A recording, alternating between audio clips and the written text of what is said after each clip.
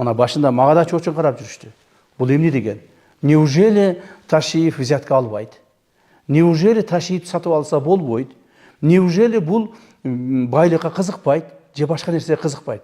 Жок, муну биз кызыктырабыз деп аракет кылып көрүштү.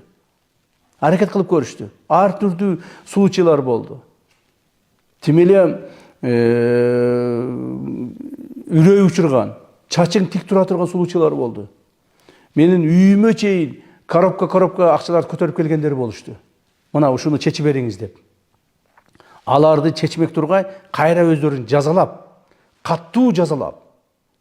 Ошондон кийин алардын бардыгы бир жагынан түшүнүштү.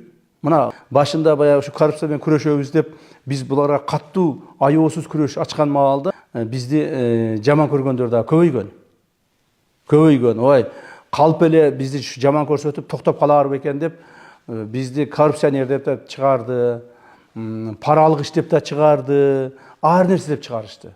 Бирок акыр аягына келгенде коомубузда бүгүнкү күндө коомубуздагы мындай ишенип калды.